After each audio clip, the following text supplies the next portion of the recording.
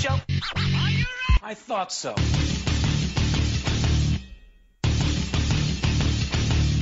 Revelator Show Vault 217, The Edge of the Raven. And welcome back, Raveneye, making their third appearance on the show. I sat down and interviewed them at the House of Blues in Cleveland, Ohio. This podcast version also features my interview with Edge of Free. This weekend, Revelator History features music from former guests Gemini Syndrome, Message of Venus, and Failure. Right now, it's Raveneye at the House of Blues. Too much moonshine last night on the show got me fuzzy. We were playing at a campground. Passed around drunk with moonshine. Yeah. Fucking hell. Yeah. I was like, dude, my stomach hurts thinking about that right now. I'm like, moonshine. It was different stuff, though. You guys ever drink moonshine? That's right. Yeah, someone took on the boat with us, like, on a ship, like this American cruise, and they're like putting in this like little bag, and we're like drinking out of like a fucking morphine bag. Well, like an IV bag of moonshine? Yeah, because they're like getting through the security thing. Like they can't see it. It doesn't go through the scanner. So like everyone's got like fake shampoo bottles and all that liquor and shit. Oh yeah, awesome. We'll get into Shiprock too, man. But so Revelator Ryan hanging out with Oli and Aaron from Raveneye. Guys, welcome back. It's always good to see you guys. Good to see you again. It seems like we able to do this once a year. I know. We just keep that going. I dig it. It's like an anniversary for us. Like, it kind of is. Bring you flowers next time. Bring you flowers. I mean, just bring us like I feel like I should bring like a pumpkin loaf or something. Like pumpkin loaf. Do some bakery or something. Last time we talked, it was funny. I had on here how's your dad doing, man? I remember he emailed me our first interview like 2 years ago, right?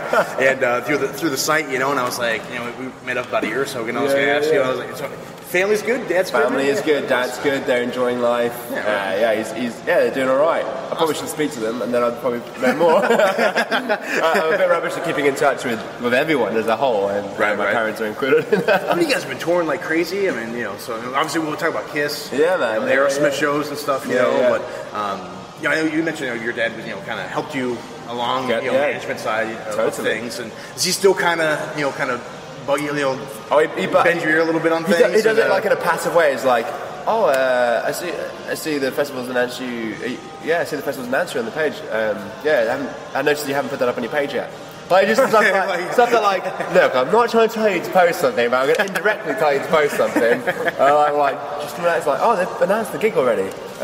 Interesting. I'm like, no, they shouldn't have announced the gig already. We've got a plan to announce. So he does all that stuff. It's funny, fantastic. It's funny. I can't stop him as much as I try to.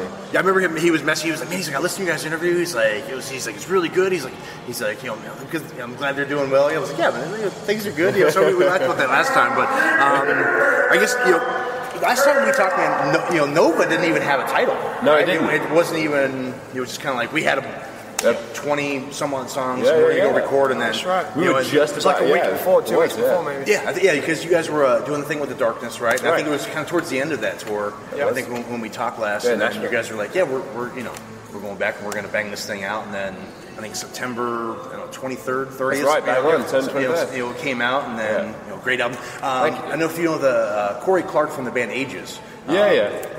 He actually wrote a review on your guys' album. I saw that, man. I know you mentioned the nice lady in the front of the front cover. I did tweet him. I thought he nailed that album though, as far as like the review aspect, because you guys obviously maintain that gritty kind of rock sound, blues, but there's something kind of sexy and kind of sultry about it too, in a way. Not that I want to give you make out with you or anything. No. But Aaron brings the sex to the band. But I know we talked about the process of song selection. Is there anything on the album that was not going to make the album that ended up making it? Well, what we did is we got a hat and put all the songs in the hat, and then just pulled them down.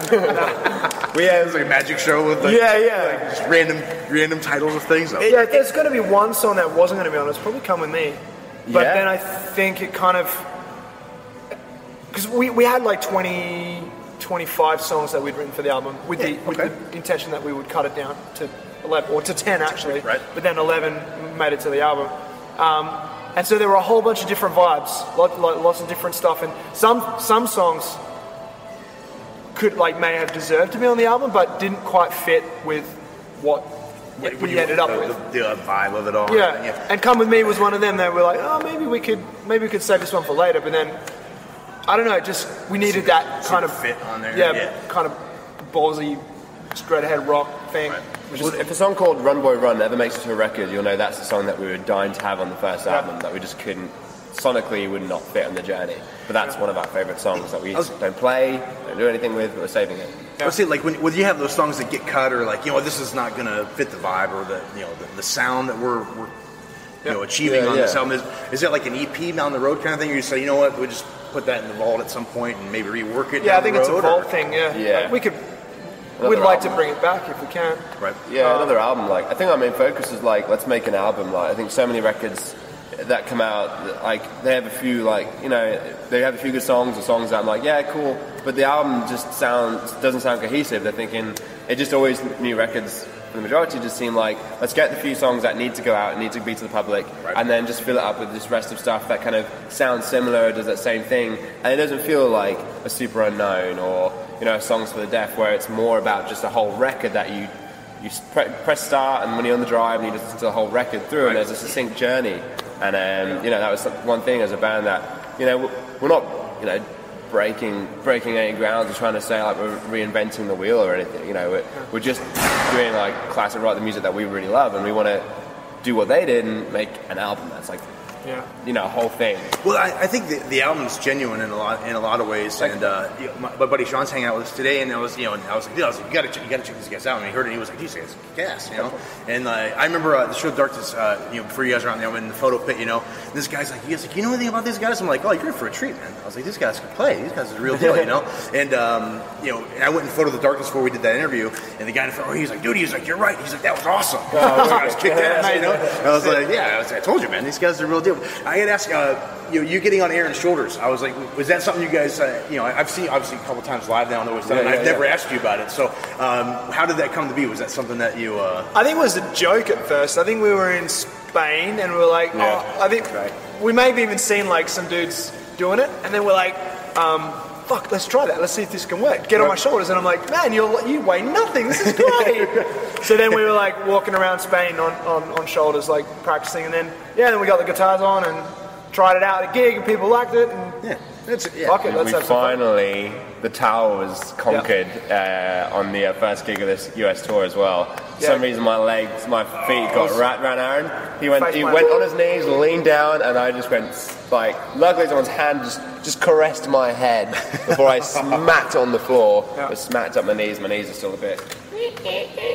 But it happens. It's rock and roll. So the podium is falling. The funny thing is, the reason that I almost hit my face is because I didn't want to stop playing. When I thought about it afterwards, I was like, I could have just put my hands out. For some stupid ass reason, I was like, I'm just going to keep playing guitar and keep playing a solo. So I think the solo was amazing. Yeah. But I almost lost my face. We always fall. You falling like that, you get busting your wrist or something. Yeah. Then you're in a whole other realm there. But I was going to ask you if you've fallen, and here it is. There you go. Welcome back to the stage. You're falling. I know. Collision. We actually got a bit of time. We've got to practice that a bit more. I think. We'll have to do practice today.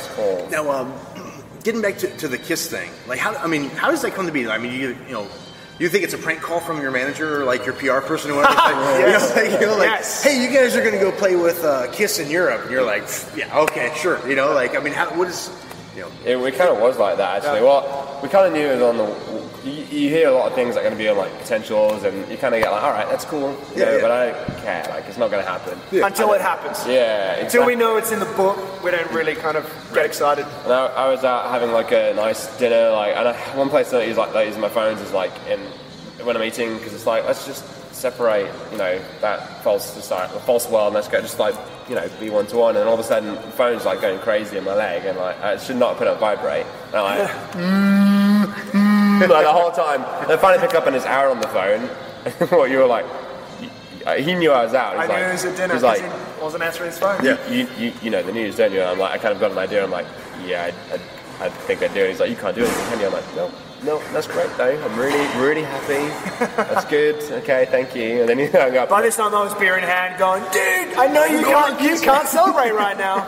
Yeah, that's awesome. Yeah. So, how much interaction do you get with them though? They watch your set and maybe say something to you on tour or anything like. Is there anything We had a couple of good chats. We had a couple of good chats with them.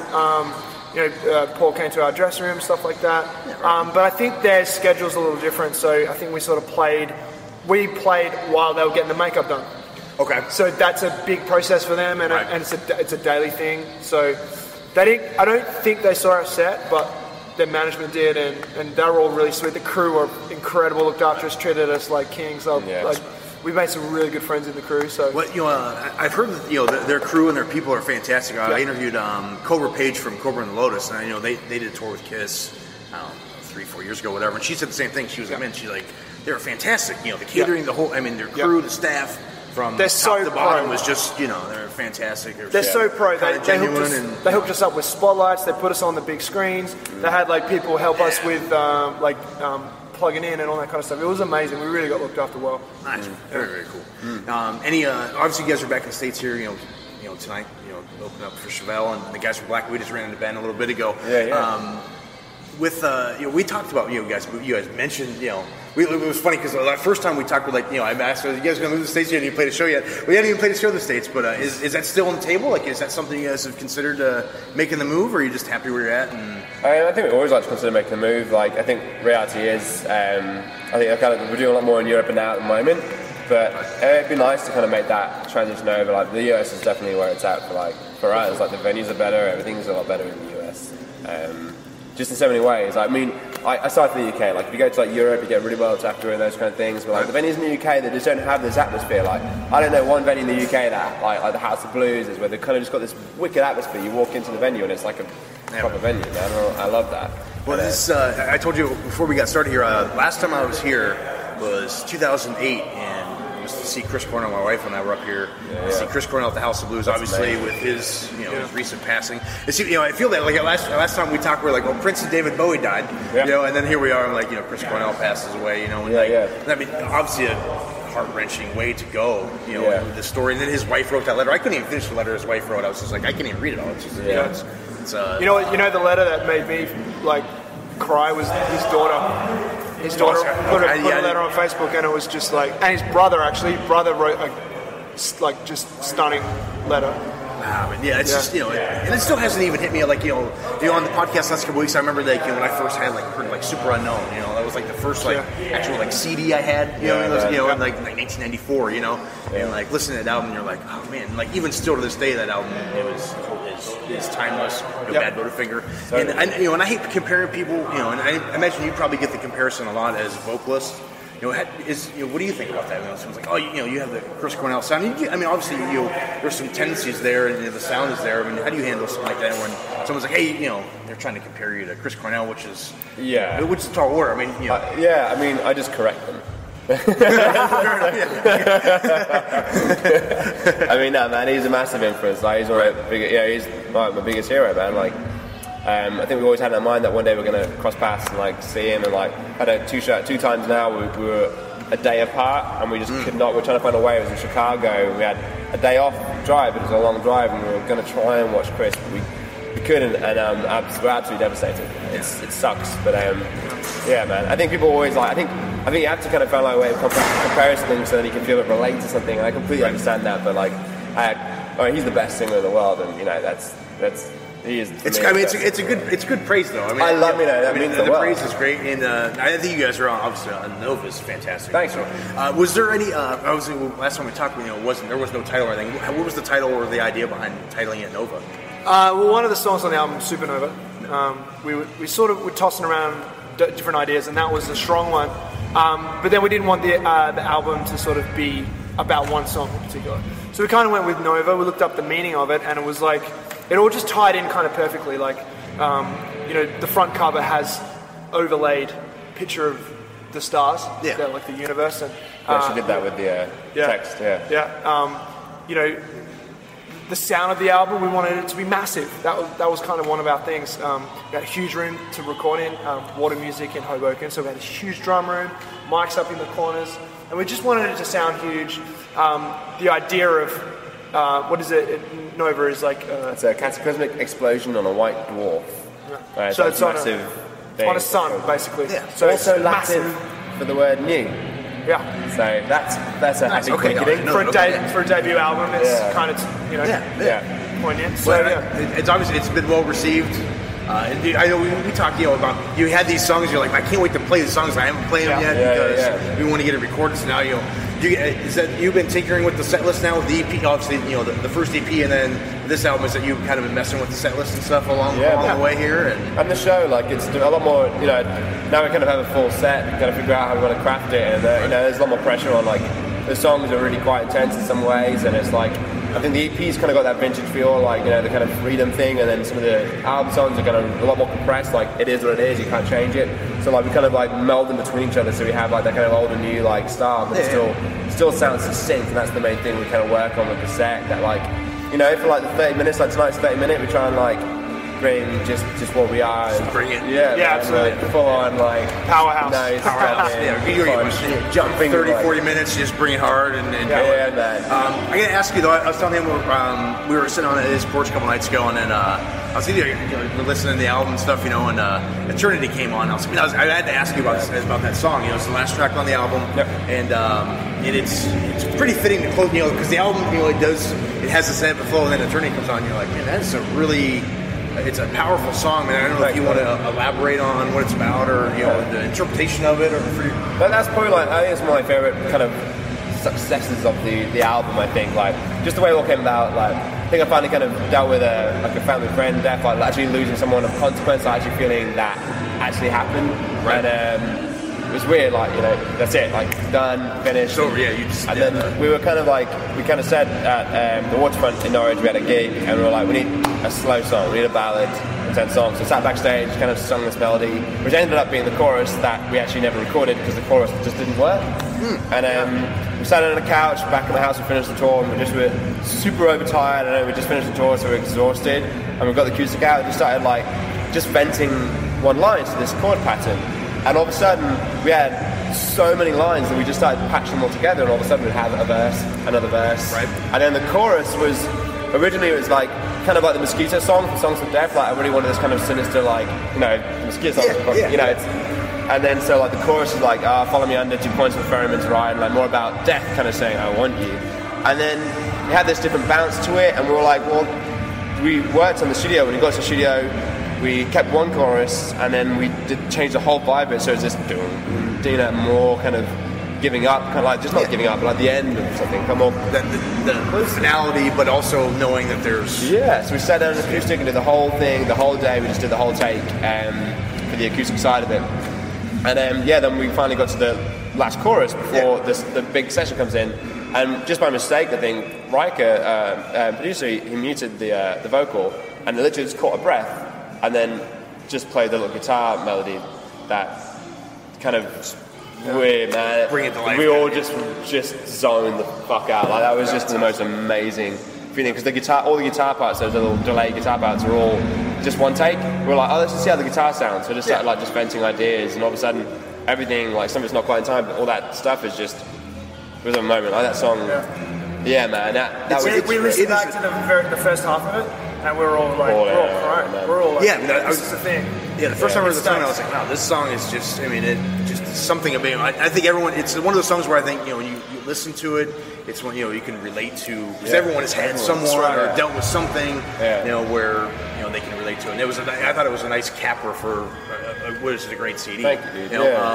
Now, do you have people come up to you and ask you about that song, like you're at shows, merch table or whatever? I mean, this one obviously a humbling thing too. And I'm like, hey man, that song helped me get through this or whatever. I'm sure you hear that stuff, but Facebook messages, right? People get in touch with messages and say, hey, thank you. That song going up, and that's amazing. I think that's kind of what you want. And especially that song, it's kind of about finding peace with it, rather than hate your death. You've had an amazing life, and just embracing those amazing moments and kind of just fading into a new light. Man. I love playing that song live.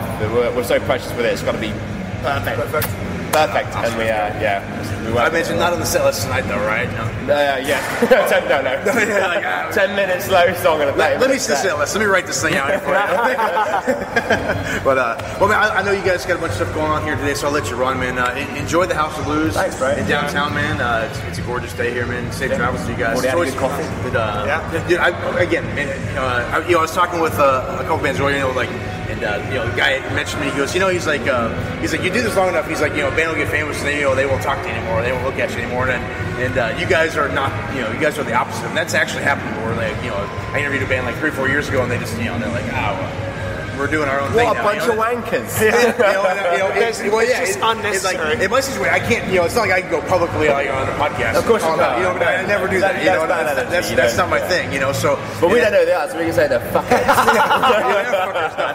But, I was like, you guys are obviously, you guys are going to have a lot more success. I think you guys are a great band. Thank you. The attitude's awesome, and so anytime I can just help you guys or support you guys or get a chance to hang out and talk to you, like I love it, man. I appreciate it, man. It's always nice to hang out. Like you kind of get the interviews where like they read the next question before they even listen to your answer, and like for us, like we just hang out, we just talk stuff, and like it's the best kind of stuff, man. I love it. It's like a family, It's just catch up, just on record.